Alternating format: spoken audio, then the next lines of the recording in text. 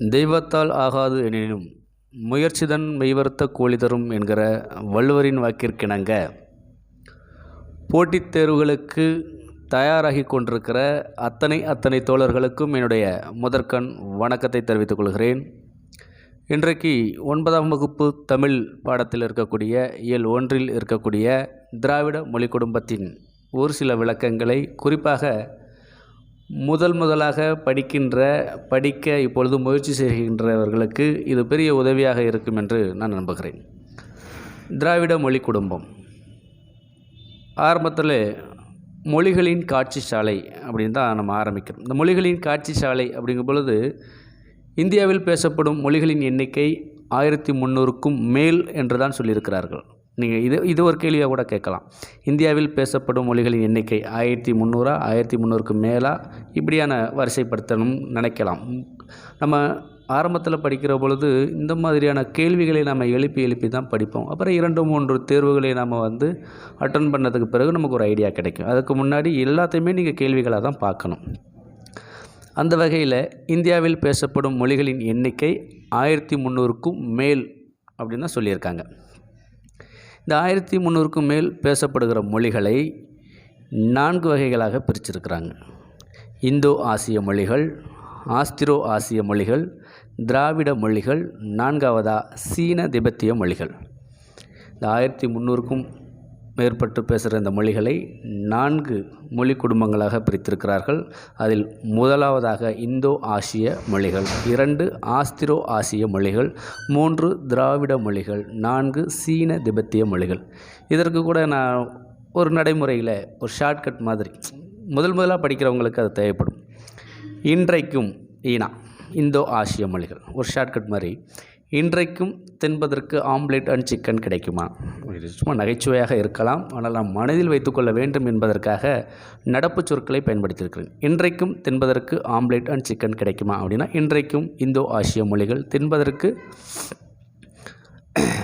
திராவிட மொழிகள், omelette Austro ஆசிய மொழிகள், சிக்கன் அப்படின்னா சீன திபெத்திய மொழிகள். இப்படி நான் நினைவு வைத்திருக்கிறத நான் சொல்லியிருக்கேன். நீங்கள் இது மாதிரி வேறையும் கூட முயற்சி செய்யலாம். மொழிகளின் காட்சி சாலை அப்படிங்கும் பொழுது உங்களுக்கு நினைவிற்கு வர வேண்டிய அகத்தியலிங்கம். இப்படியான பல்வேறு மொழிகளை பேசக்கூடிய நம்மளுடைய இந்திய நாட்டில் மொழிகளின் காட்சி சாலை அப்படிங்கிற சொல்லை பயன்படுத்தியிருக்கிறவர் யார் அப்படின்னா அகத்தியலிங்கம் அப்படிங்கிற உங்களுக்கு நினைவில் வரணும். அகத்தியலிங்கம் அப்படின்னா மொழிகளின் காட்சி சாலை. தொன்மையான நாகரிகம் இந்தியா அப்படின்னு சொல்கிறது ஒரு காரணம் மொஹஞ்சதாரோ கரப்பாவை ஆய்வு செய்தன்னு சொல்கிறாங்க. இந்த மொஹஞ்சதாரோ கரப்பாவினுடைய நாகரிகம் கூட எதுன்னு சொல்கிறாங்க? திராவிட நாகரிகம். அப்போ வரிசைப்படுத்தலாம். அப்படி வரிசைப்படுத்தி திராவிட நாகரிகம் அப்படின்னு இருந்தால் நீங்கள் இந்த பக்கம் என்ன எடுத்துக்கணும்? மொஹஞ்சதாரோ கரப்பா அப்படிங்கிறத நீங்கள் டிக் பண்ணணும். அப்போ மொஹஞ்சதாரோ கரப்பா திராவிட நாகரிகம் அப்படிங்கிறத நீங்கள் நினைவில் வைத்துக்கொள்ளணும். திராவிட மொழி. திராவிடம் அப்படின்னா உங்களுக்கு குமரில்லப்பட்டர் தான் நினைவுக்கு வரணும். திராவிடம் என்ற சொல்லை முதலில் பயன்படுத்தியவர் குமரில்லப்பட்டர். திராவிட மொழி அப்படின்னா கால்டுவெல் உங்களுக்கு ஞாபகத்துக்கு வரணும். திராவிடம் குமரில்லப்பட்டர், திராவிட மொழி கால்டுவெல். இப்படி தான் பிரித்து நீங்கள் படிக்கணும், இல்லைன்னா ரொம்ப குழப்பமாக இருக்கும். சரி, இந்த தமிழ்லேருந்து தான் திராவிடம் வந்தது அப்படிங்கிறத யார் விவரித்தாங்க? விளக்கமாக சொன்னார் இல்லையா? ஹிராஸ் பாதிரியார். அது ரொம்ப முக்கியம். எழுதி பாருங்கள். 6 வார்த்தைகள் இருக்கும். இந்த 6 வார்த்தைகளை நினைவில் வைத்துக்கிட்டாவே அதை நீங்கள் நல்லாவே ஞாபகம் வச்சுக்கலாம். தமிழா, ட்ரமிழா, இட்டு போட்டு ட்ரமிழா, திராவிடா அப்படின்னு வரும். அதை பார்த்துக்கிட்டிங்கன்னா இது ரொம்ப முக்கியம், பார்த்துக்கங்க. அடுத்ததாக மொழி ஆய்வு. இந்த பகுதியில் வடமொழி, தென்னிந்திய மொழிகள், ஆரிய மொழிகள், திராவிட மொழிகள் இதை பற்றி தான் பார்க்க போகிறோம். இந்த மொழி ஆய்வுகள் அப்படிங்கிற தலைப்பின் கீழ் வடமொழி ஐரோப்பிய மொழிகளோடு தொடர்புடையது அப்படின்னு சொன்னவர் அறிஞர் வில்லியம் ஜோன்ஸ். வடமொழி அப்படின்னு உங்களுக்கு அண்டர்லைன் பண்ணாங்க அப்படின்னா நீங்கள் யாரை ஞாபகத்தில் வச்சுக்கணும்? அறிஞர் வில்லியம் ஜோன்ஸ். வடமொழி ஐரோப்பிய மொழிகளோடு தொடர்புடையது அப்படின்னு சொன்னவர் அறிஞர் வில்லியம் ஜோன்ஸ். இதிலேயே கொஸ்டின் 1 அப்படின்னு நீங்கள் எடுத்துக்கிட்டிங்கன்னா மொழி சார்ந்த பல ஆய்வுகள் மேற்கொள்ளப்பட்ட ஆண்டு, அதாவது எப்படி இருக்கும் பாடப்பகுதியிலனா 1816ஆம் ஆண்டு மொழி சார்ந்த பல ஆய்வுகள் இந்த பேராசிரியர்களால் மேற்கொள்ளப்பட்டது அப்படின்னு இருக்கும். அப்போ மொழி சார்ந்த பல ஆய்வுகள் மேற்கொள்ளப்பட்ட ஆண்டு எது அப்படின்னா 1816. யார் யார் மேற்கொண்டார்கள் அப்படின்னா பாப், ரஸ்க், கிரீம், இவங்க 3 பேரும். இதெல்லாம் கொஸ்டின்ஸாக தான் நீங்கள் மேக் பண்ணி படிக்கணும். இப்போ தென்னிந்திய மொழிகள் அப்படின்னா உங்களுக்கு யார் ஞாபகத்துக்கு வரணும்? இப்போ வடமொழி அப்படின்னா அறிஞர் வில்லியம் ஜோன்ஸ் ஞாபகத்துக்கு வரணுமா? திராவிடம் குமரிலப்பட்டர், திராவிட மொழி கால்டுவெல். அப்போ தென்னிந்திய மொழிகள் அப்படின்னா பிரான்சிஸ் எல்லிஸ். இந்த மாதிரி தான் நீங்கள் படிக்கணும். அப்போ தென்னிந்திய மொழிகள் அப்படின்னா பிரான்சிஸ் எல்லிஸ். தென்னிந்திய மொழிகள்னால் என்னென்ன, அது அடுத்தது. 4 மொழிகள் சேர்ந்தது தான் தென்னிந்திய மொழிகள் அப்படின்னு இந்த பிரான்சிஸ் எல்லிஸ் சொல்கிறார். 1 தமிழ், 2 தெலுங்கு, 3 கன்னடம், 4 மலையாளம். இந்த 4 மொழிகளும் சேர்ந்தது தான் தென்னிந்திய மொழிகளாக பிரான்சிஸ் எல்லிஸ் சொல்கிறாங்க. சரி, இந்த 4 மொழிகளோட இன்னும் ஒரு 3 மொழிகளை சேர்த்து தமிழியன் அப்படின்னு கோக்கன் என்கிற அறிஞர் சொல்கிறார். அப்போ இந்த தமிழியன் அப்படின்னா நம்ம சொன்ன அந்த தென்னிந்திய மொழிகள் 4ஓட ப்ளஸ் நீங்கள் ஒரு 3 மொழிகளை சேர்த்திங்கன்னா தான் தமிழியன் அப்படின்னு நீங்கள் குறிப்பிட முடியும். அந்த 3 மொழிகள் மால்தோ, தோடா, கோண்டி. தென்னிந்திய மொழிகளுடன் மால்தோ ப்ளஸ் தோடா ப்ளஸ் கோண்டி இந்த மொழிகளை சேர்த்தால் தமிழியன் என்று குறிப்பிட்டவர் கோக்கன் என்ற அறிஞர். இங்கே ஒரு கொஸ்டினை நம்ம கிரியேட் பண்ணலாம். என்ன அப்படின்னா, ஆரிய மொழிகளிலிருந்து மாறுபட்ட மொழி. ஆரிய மொழிகளிலிருந்து மாறுபட்ட மொழி என்ன? தென்னிந்திய மொழிகள் ப்ளஸ் என்னது, இந்த தமிழியன் அப்படின்னு கோக்கன் சொல்கிறாரு. இப்போ தென்னிந்திய மொழிகளாக சொல்லப்பட்ட இந்த 4 மொழி ப்ளஸ் இந்த 3 மொழிகளையும் தான் கோக்கன் சொன்னார் இல்லையா? அதையே யார் ஆதரிச்சா அப்படின்னா மார்க்ஸ் முல்லர். கோக்கனுடைய இந்த கருத்தை ஏற்றுக்கொண்டவர், ஆதரித்தவர் அப்படின்னா மார்க்ஸ் முல்லர் அப்படின்னு நீங்கள் நினைவில் வச்சுக்கணும். ஆரிய மொழியிலிருந்து மாறுபட்ட மொழிகள் தமிழியன் அல்லது தென்னிந்திய மொழிகள் அப்படின்னு சொன்னவர் யார் அப்படின்னா கோக்கன் ப்ளஸ் அதை ஆதரித்தவர் மார்க்ஸ் முல்லர். இப்போ வடமொழி, தென்னிந்திய மொழிகள் பார்த்தாச்சு. இப்போ திராவிட மொழி. திராவிட மொழினாவே உங்களுக்கு யார் நினைவில் வரணும்னு சொன்னேன்? ஆமாம், கால்டுவெல். கரெக்ட். திராவிடம் அப்படின்னா குமரிலப்பட்டர். சூப்பர். சரி, இப்போ கொஸ்டின் இங்கேயும் நீங்கள் ஒரு கொஸ்டினை கிரியேட் பண்ணலாம். கால்டுவெலுக்கு பின் திராவிட மொழிகளின் ஆய்விற்கு பங்களிப்பு செய்தவர்கள் யார் யார் கேட்கலாம். கொஸ்டினில் 4 விடைகளை கொடுத்து இதில் யாருன்னு கேட்கலாம். 4 ஆப்ஷன் கொடுத்து யார் இல்லைன்னு கேட்கலாம், யார் அப்படின்னு கேட்கலாம் இல்லையா? சரி, அந்த பங்களிப்பு செய்தவர்கள் யார், எந்த அறிஞர்கள் அப்படின்னு பார்த்தீங்கன்னா 1 Sten Konow, 2 K V Subbaiah, 3 L V Ramasamy, 4 Burrow, 5 Emeneau, 6 Tamil Zvelebil, 7 Andronov, 8 தேப்போ மீனாட்சி சுந்தரம்.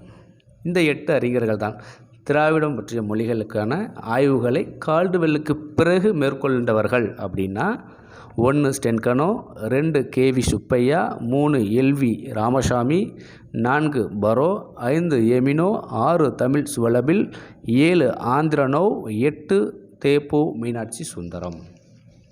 நம்ம திராவிடம் அப்படின்னா குமரிலப்பட்டர், திராவிட மொழி அப்படின்னா கால்டுவெல். கால்டுவெலுக்கு பின்னாக இந்த மொழி ஆய்வுகளை திராவிடம் பற்றி ஆய்வு செய்தவர்கள்னால் இந்த 8 பேரும் வருவாங்க அப்படிங்கிறத நீங்கள் நினைவில் வைத்துக்கணும். திராவிட மொழிகளை குடும்பங்கள்னு சொல்கிறோமா? திராவிட மொழி குடும்பங்கள் அதை 3 குடும்பங்களாக பிரிச்சிருக்கிறாங்க. என்னென்ன? தென் திராவிடம் 3 வகை. அந்த திராவிட மொழி குடும்பங்களை 3 வகையாக பிரிச்சிருக்காங்க. 1 தென் திராவிடம், 2 நடு திராவிடம், 3 வட திராவிடம். கொஸ்டின் இங்கேயும் நீங்கள் ஒரு கொஸ்டினை கிரியேட் பண்ணலாம். இந்த 3 வகைகளையும் இந்த 3 அதாவது திராவிட மொழி குடும்பத்தை இந்த 3 வகைகளாக பிரிக்கிறோம் இல்லையா? தென் திராவிடம், நடு திராவிடம், வட திராவிடம். இந்த 3 பிரிவுகளையும் எதன் அடிப்படையில் பிரித்தார்கள் அப்படின்னு கேட்கலாம்.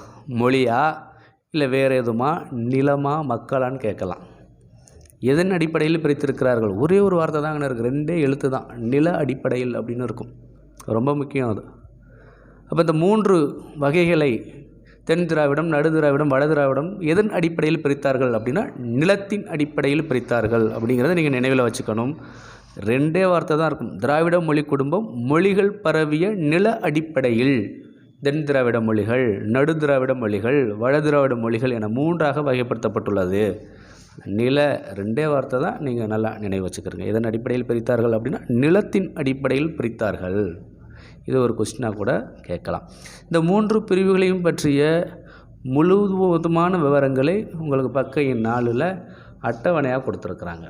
தென் திராவிடம் 9 மொழிகளை கொண்டது, நடு திராவிடம் 12 மொழிகளை கொண்டிருக்கிறது, வட திராவிடம் 3 மொழிகளை கொண்டிருக்கிறது. இந்த 24 மொழிகளோட ப்ளஸ் ஒரு 4 மொழிகளை சேர்த்து தான் பிற்பாடு திராவிட மொழிகள் மொத்தம் 28. இந்தியாவில் பேசப்படக்கூடிய மொழிகள் 1300க்கு மேல், 1300 சொல்லக்கூடாது, 1300க்கு மேல். அதில் திராவிட மொழிகள் மொத்தம் 28. நமக்கு பாடப்புத்தகத்தின் அட்டவணையில் உள்ளது 24. அதில் தென் திராவிடம் 9, நடு திராவிடம் 12, வட திராவிடம் 3 மொழிகள், மொத்தம் 24 மொழிகள். ப்ளஸ் இதோடு இப்பொழுது ஆட் பண்ணியிருக்கக்கூடியது ஒரு 4 மொழிகள். 1 எருகலா, 2 தங்கா, 3 குறும்பா, 4 சோழிகா ஆகிய 4 மொழிகளையும் சேர்த்து திராவிட மொழிகள் மொத்தம் 28 என கூறுவார். இந்த 4 மொழிகளுக்கும் ஒரு சின்னதாக ஒரு ஷார்ட்கட் நானாக பண்ணியிருக்கேன். உங்களுக்கு பயன்படுமான்னு நீங்கள் பார்த்துக்கோங்க.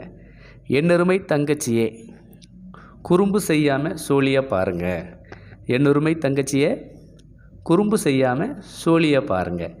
என்ன அருமைனா எருகலா, தங்கச்சியே தங்கா, குறும்பு செய்யாமல் குறும்பா என்கிற 3வது மொழியையும், சோழியை பாருங்கள் அப்படின்னா சோழிகா என்கிற 4வது மொழியையும் குறிப்பதாக நான் ஒரு ஷார்ட்கட் ரெடி பண்ணியிருக்கேன். உங்களுக்கு பிடிச்சிருந்தா, உங்களுக்கு தேவைப்பட்டால் நீங்கள் பயன்படுத்திக்கிறீங்க. இல்லைனா இதே போல் இருக்கிற வேறு ஒரு ஷார்ட்கட்டை நீங்கள் க்ரியேட் பண்ணிக்கோங்க உங்களுக்கு மனதில் நிற்கும்படியாக. சரி நண்பர்களே, அடுத்ததாக திராவிட மொழிகளின் பொது பண்புகள். இங்கே ஃபஸ்ட்டு கொஸ்டின் ஒன்று இருக்குது, ஆரம்பத்திலே இருக்குது. திராவிட மொழிகளின் பொது பண்புகள். சொற்களின் இன்றியமையாத பகுதி எது? சொற்களின் இன்றியமையாத பகுதி எது அப்படின்னு கேட்கலாம். அடிச்சொல், வேர்ச்சொல், இது 2 தான் சொற்களின் இன்றியமையாத பகுதி. ஆனால் இதில் 2ல் ஏதாவது ஒன்றை ஒரு ஆப்ஷனில் கொடுத்துட்டு அடிச்சொல்லோ அல்லது வேர்ச்சொல்லோ கொடுத்துட்டு பிற ஒரு 3 ஆப்ஷனை வேறு ஏதாவது ஒரு சொற்களை கொடுக்கலாம். அப்போ சொற்களின் இன்றியமையாத பகுதி எது அப்படின்னா அடிச்சொல், வேர்ச்சொல். இது ஒரு கொஸ்டின் தான். சரியா? திராவிட மொழிகளின் சொற்களை ஆராய்ந்தால் அடிச்சொற்கள் தான் அதிகமாக இருக்குது. அடிச்சொற்களை சார்ந்து தான் திராவிட மொழிகள் இருக்குது, வேர்ச்சொற்களாக இல்லை. இது ரொம்ப ரொம்ப முக்கியம். திராவிட மொழிகள் முழுக்க எதை சார்ந்து இருக்குன்னா அடிச்சொற்களை சார்ந்து தான் இருக்குது, வேர்ச்சொற்களை சார்ந்து இல்லை. அடுத்த பகுதியாக பார்த்திங்கன்னா பால் பாகுபாடு. இது ரொம்ப ஈஸியாக தான் இருக்குது, உங்களுக்கே புரியும். பால் பாகுபாடு நீங்கள் ஒரு 2-3 பாராகிராஃப் இருக்குது, பார்த்தீங்கன்னா உங்களுக்கே புரியும். சரியா? வடமொழியில் ஜெர்மன் இப்படி சொல்லியிருக்காங்க. அதில் ஒரு எடுத்துக்காட்டாக ஒன்று கொடுத்துருக்காங்க பாருங்கள். கடுவன் அப்படின்னா மந்தி, பக்கம் 5ல் ரைட் சைடு மேலே இருக்கும் எடுத்துக்காட்டு அப்படின்னு சொல்லி. கடுவன் அப்படின்னா மந்தி. இந்த மந்தி அப்படின்னா பெண் குரங்கு. இதெல்லாம் ஏதாவது ஒரு ஆப்ஷனில் நம்ம கேட்கலாம். களிறு அப்படின்னா பிடி, பிடி அப்படின்னா பெண் யானை அப்படின்னு அர்த்தம். இதை மாதிரி படிச்சுக்கோங்க. அடுத்து வினைச்சொற்கள், அதுலேயும் கொஸ்டின்ஸ் இருக்குது, அதையும் நீங்கள் கொஞ்சம் பார்த்துக்கோங்க. ரொம்ப ஈஸி தான். அதில் ஒரு இலக்கண குறிப்பு ஒன்று இருக்குது இந்த வினைச்சொற்களில். என்ன அப்படின்னா வந்தான், உயர்திணை ஆண்பால் படற்கை ஒருமை. வந்தான் அப்படிங்கிறதோட இலக்கண குறிப்பு என்ன பாருங்கள், உயர்திணை ஆண்பால் படற்கை ஒருமை. அதே போல் அதில் 2-3 கொஸ்டின்ஸும் இருக்குது. ஆங்கிலம் எதெல்லாம் சார்ந்து வராது, வினைச்சொல் காலத்தை மட்டுமே காட்டும். ஆங்கிலம் போன்ற மொழிகளில் வினைச்சொல் காலத்தை மட்டுமே காட்டும், தவிர திணைப்பால் எண் இடம் ஆகிய வேறுபாட்டை காட்டுவதில்லை. இது ரொம்ப முக்கியம். ஆங்கிலம் எதெல்லாம் காட்டுவது இல்லை, திணைப்பால் எண் இடம் காட்டுவதில்லை. மலையாள மொழியும் அப்படியே தான். அம்மொழியில் திணைப்பால் எண் ஆகியவற்றை காட்டும், பால் காட்டும் விகுதிகள் இல்லை. இதெல்லாம் கொஞ்சம் நீங்கள் பார்த்துக்கோங்க. பக்கம் எண் 5ல் இருக்குது ரைட் சைடு. அதே போல் திராவிட மொழிகளின் பழமையான இலக்கிய இலக்கணங்கள் ஒரு அட்டவணை, திராவிட மொழிகளின் சொல் ஒற்றுமை ஒரு அட்டவணை இருக்குது. ரொம்ப முக்கியம்தான், பார்த்துக்கோங்க. கொஸ்டின்ஸ் அதுலேயுமே இருக்குது. அடுத்ததாக தமிழின் தனித்தன்மைகள். இதில் ஒரு 1லிருந்து 8 குறிப்புகள் இருக்குது, 8 பாயிண்ட்ஸ் இருக்குது. அதுவுமே ரொம்ப முக்கியமான கொஸ்டின்ஸ் தான் இருக்குது. நம்ம இதெல்லாம் படிக்கும் பொழுது எளிமையாக இருக்கும், ஆனால் ஒரு கேள்வியாக கேட்கிற பொழுது நம்ம திணறி போயிடுவோம். எப்படி கேட்பாங்கன்னா, தமிழ் மொழி எந்தெந்த நாடுகள்லாம் பேசப்படுற மொழியாக நமக்கு பெருமையை கொடுத்துருக்கு அப்படின்னு கேட்கும் பொழுது அதில் பார்த்திங்கன்னா, Ilankai, Malaysia, Burma, Singapore, Indonesia, பிஜித்தீவு ஆகிய நாடுகளில் மட்டுமல்லாமல் தென்னாப்பிரிக்கா, Mauritius, England, Guyana, Madagascar, Trinidad, Australia, Canada போன்ற நாடுகளிலும் பேசப்படும் பெருமை உடையது தமிழ்மொழி. இப்போ இத்தனை நாடுகளுடைய மொழிகள் இங்கேயெல்லாம் நம்மளுடைய தமிழ்மொழி பேசப்படுது. அப்படிங்கும்போது இந்த நாடுகளை நாம் நினைவில் வைத்துக்கணும். ஏதாவது ஒரு நாடை கொடுக்கலாம், மற்ற நாடுகளை வேறு நாடுகளாக கொடுக்கும் பொழுது நமக்கு அப்படியே அங்கே குழப்பமாக போயிடும். அப்போ இதெல்லாம் ரொம்ப முக்கியமாக படிக்கணும். தமிழின் தனித்தன்மைகள் அப்படிங்கிறதுல 2வது பாயிண்ட் ரொம்ப முக்கியம். எந்தெந்த நாடுகளில் நம்மளுடைய தமிழ்மொழி பேசப்படுகிறது? Ilankai, Malaysia, Burma, Singapore, Indonesia, பிஜித்தீவு ஆகிய நாடுகளில் மட்டுமல்லாமல் தென்னாப்பிரிக்கா, Mauritius, England, Guyana, Madagascar, Trinidad, Australia, Canada போன்ற நாடுகளிலும் பேசப்படும் பெருமையுடையது தமிழ்மொழி. இப்படியான ஒரு 8 பாயிண்ட் இருக்குது. இந்த 8 பாயிண்ட்டுமே நீங்கள் படிங்க. அது மட்டும் இல்லாமல் ஒரு ஷார்ட்கட் மட்டும் உங்களுக்கு நான் சொல்ல மறந்துட்டேன்னு நினைக்கிறேன். திராவிட மொழி குடும்பங்களில் இவ்வளவு தான் பாயிண்ட்ஸ், முக்கியமான பாயிண்ட்ஸ் இவ்வளவு தான். இதில் ஒரு 2 வருஷம் மட்டும் சொல்லியிருப்பாங்க. 1816ஆம் ஆண்டில் மொழி சார்ந்த பல ஆய்வுகள் மேற்கொள்ளப்பட்டன. இது ஒரு வருடம். 2வது வருடம் எதை பற்றி குறிப்பிட்டிருப்பாங்கன்னா, 1856இல் திராவிட மொழிகளின் ஒப்பிலக்கணம் என்னும் நூலில் கால்டுவெல் அப்படின்னு குறிப்பிட்டிருப்பாங்க. திராவிட மொழி குடும்பத்தில் 2 ஆண்டுகளை பற்றி தான் பேசுகிறோம். ஒன்று 1816ஆம் ஆண்டில் மொழி சார்ந்த பல ஆய்வுகள் மேற்கொள்ளப்பட்டது. மேற்கொள்ளப்பட்ட பேராசிரியர்கள் 3 பேர். பாப், ராஸ், கிரீம், இவங்க 4 பேரும் 3 பேரும் 1816ஆம் ஆண்டில் பேராசிரியர்கள் பாப், ராஸ், கிரீம் முதல்வரால் மொழி சார்ந்த பல ஆய்வுகள் மேற்கொள்ளப்பட்டன. 2வது வருடம் 1856இல் திராவிட மொழிகளின் ஒப்பிலக்கணம் என்னும் நூலில் கால்டுவெல் அப்படின்னு சொல்லியிருப்பாங்க. இது 2ம் ரொம்ப முக்கியம். இதுபோல் தான் நீங்கள் கொஞ்சம் குறிப்புகளை சார்ந்து நீங்கள் படிக்கணும். குறிப்பெடுத்து படிங்க. இந்த தென் திராவிடத்தில் இருக்கக்கூடிய 9 மொழிகளுக்கான ஒரு ஷார்ட்கட் நானாக ரெடி பண்ணியிருக்கேன். உங்களுக்கு பயன்படுமே ஆனால் நீங்கள் பயன்படுத்தி கொள்ளுங்கள். கேலி செய்யக்கூடாது. ஒரு நம்மளுடைய நினைவுக்காக தான் இது. சரி, அதில் 9 மொழிகள் இருக்கு இல்லையா? தமிழ், மலையாளம், கன்னடம், கொடகு, துளு, கோத்தா, தோடா, கொரகா, இருளா என்கிற 9 மொழிகளுக்கான ஒரு ஷார்ட்கட் நானாக ரெடி பண்ணது. தங்க மலையை கல்கொண்டு குடைந்தால் தூள் தூளாகி கோபுரத்தோடு கொண்டையில் இருக்கும்படி செய்திடலாம். தங்க மலையை, தங்க தமிழ், மலையை மலையாளம், கல்கொண்டு கன்னடம், குடைந்தால் குடகு, தூள் தூளாகி துளு என்கிற மொழியை குறிக்கும். கோபுரத்தோட கோபண்ணா கோத்தா, தோடா அப்படிங்கிற மொழி. கோபுரத்தோட கொண்டையில் கொரகா இருக்கும்படி செய்திடலாம். இருளா என்கிற மொழியை குறிக்கும். இவ்வாறு ஒரு ஷார்ட்கட் நான் ரெடி பண்ணியிருக்கேன். உங்களுக்கு பயன்படுமானால் நீங்கள் பயன்படுத்தி கொள்ளுங்கள். தங்க மலையை கல்கொண்டு குடைந்தால் தூள் தூளாகி கோபுரத்தோட கொண்டையில் இருக்கும்படி செய்திடலாம் என்கிறதா. இதே போல் நடு திராவிட மொழிக்கும் வட திராவிட மொழிகளுக்கும் இருக்கக்கூடிய ஒரு 12+3 மொழிகளுக்கான ஷார்ட்கட் நீங்கள் ரெடி பண்ணி பாருங்கள். முடியும், கண்டிப்பாக முடியும். படிக்க முயற்சி செய்யும்பொழுது இதற்கான முயற்சிகளையும் நீங்கள் செய்து தான் ஆகணும். இல்லாவிட்டால் என்னிடம் தெரிவிங்கள், நான் முயற்சி செய்து உங்களுக்கு நான் தெரியப்படுத்துகிறேன். இந்த செய்தி உங்களுக்கு பயனுள்ளதாக இருக்கும் என்று நினைக்கிறேன். இதில் ஏதாவது பிழை இல்லது ஏதாவது தேவை உங்களுக்கு இருக்கும் பட்சத்தில் எனக்கு கமெண்ட் பண்ணுங்கள். நான் கண்டிப்பாக பதில் சொல்கிறேன். நன்றி, வணக்கம்.